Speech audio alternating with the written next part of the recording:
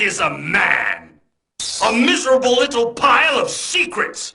But enough talk. How about you?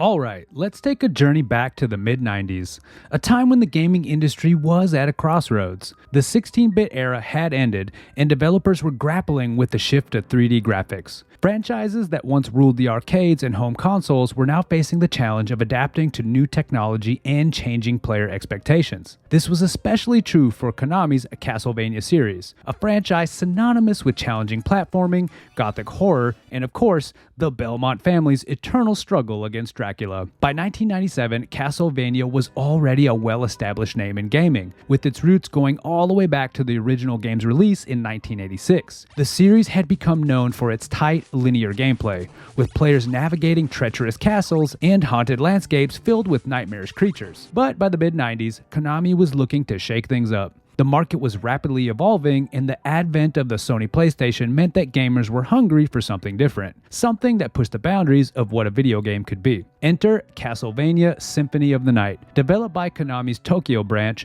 this game was a bold departure from its predecessors. And at the heart of this transformation was Koji Igarashi, a relatively unknown developer at the time who would go on to become one of the most influential figures in gaming. Igarashi wasn't originally supposed to be involved with the Symphony of the Night. He was working on another project, but fate had other plans. When the original director, Toru Hajihara, was promoted during development, Igarashi stepped in to help steer the project. At its core, Symphony of the Night was still very much a Castlevania game. The gothic horror, the intricate level design, the brutal difficulty, it was all there. But the addition of RPG elements, like experience points, leveling up, and a vast array of equipment and abilities brought a new layer of complexity to the experience.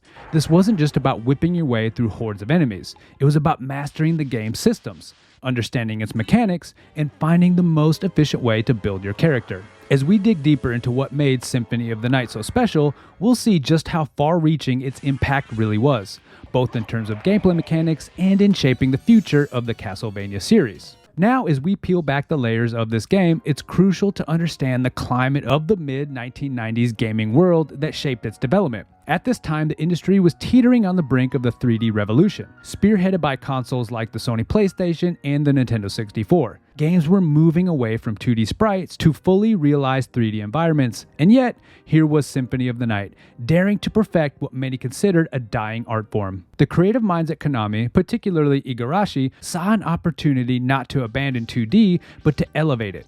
Igarashi and his team were inspired by the open-ended exploration of Nintendo's Super Metroid, a game that had masterfully combined action with an expansive and interconnected world. This inspiration would lead them to adopt a similar approach, blending RPG elements like character leveling and gear customization with their traditional platforming roots, giving birth to what we would fondly refer to as the Metroidvania genre. In the Symphony of the Night, players were introduced to Alucard, the enigmatic son of Dracula, as the protagonist, a significant departure from the Belmont family who had traditionally helmed the series. This not only gave a fresh narrative twist, but also allowed for a richer development of the Castlevania lore. Alucard's abilities were vast compared to the whip-toting Belmonts, including transforming into a bat, a wolf, or even mist, further deepening the gameplay experience. The release of Symphony of the Night in March 1997 in Japan and later in North America was a test of the team's vision. It arrived with modest expectations and was met with tepid sales figures. However, as word of its innovative gameplay and rich artistic style spread, it began to garner a dedicated following. The game's critical success outpaced its commercial performance, slowly but surely establishing itself as a cult classic. At its heart, the game was a radical departure from the linear pathways of its predecessors, offering a sprawling castle full of secrets that players could explore in non-linear fashion. This freedom was revolutionary, providing a complex layered experience that encouraged exploration and rewarded curiosity. The gameplay of Symphony of the Night was enriched with the RPG elements that were uncommon in platformers at the time. Players could level up Alucard, improving his stats and abilities based on their actions and discoveries. This progression system added depth, making every enemy encounter and hidden area potentially crucial to developing Alucard's capabilities. Additionally, the game introduced an extensive inventory system where players could equip different weapons, armor, and special items, further customizing their playstyle. One of the standout features of this game was its emphasis on exploration. The castle, a massive interconnected structure, was designed to be revisited multiple times with new abilities, allowing access to previously unreachable areas. This design philosophy not only extended the gameplay, but also deepened the player's engagement with the world. The game's map system was a crucial tool, filling in as players explored, which provided a satisfying sense of accomplishment as they uncovered more of the game's secrets. The enemy design in Symphony of the Night was a blend of classic horror and folklore, bringing to life a variety of creatures that were both challenging and mesmerizing. Each enemy had unique behaviors and weaknesses, requiring players to think and adapt rather than just react. The bosses were not only tests of skill, but also a spectacle of design and creativity. The level design deserves special mention for its intricate beauty and the seamless integration of gameplay mechanics with its aesthetic elements. The Gothic architecture of Dracula's castle was not just a backdrop, but an interactive component of the game's atmosphere and storytelling. Hidden passages, secret rooms, and cleverly disguised traps were all part of the castle's charm, making exploration and constant adventure. Symphony of the Night also set a high bar in audiovisual presentation. The soundtrack, composed by Michiru Yamane, was a masterpiece that beautifully complemented the game's mood. The music seamlessly blended classical motifs with modern rhythms, enhancing the eerie, timeless feel of Dracula's castle. And of course, the introduction of the inverted castle midway through the game was a stroke of genius, effectively doubling the playable area and dramatically elevating the challenge. The twist not only surprised players, but also redefined the concept of game completion, as exploration in the inverted castle was essential to achieving the true ending. But despite its groundbreaking mechanics and artistic achievement, the game's launch was relatively understated. It didn't explode onto the scene, but rather simmered, gradually gaining the recognition it deserved from a growing base of passionate fans. Upon its release, this game faced the daunting task of competing in a market that was increasingly shifting towards 3D games. The late 90s were dominated by titles that showcased the technical capabilities of newer consoles, like Super Mario 64 and Tomb Raider, which were revolutionizing player expectations. Symphony of the Night, with its 2D graphics and side-scrolling action, seemed almost archaic in comparison. Yet, it was the adherence to the perfection of the gaming principles that eventually cemented its place as a cult classic. Critically, the game received high praise for its innovative gameplay, detailed art, and dynamic music. Reviewers noted the deep, engaging mechanics and the sheer scale of the castle's design, which offered a level of depth that was uncommon. However, it wasn't just the critics that took note.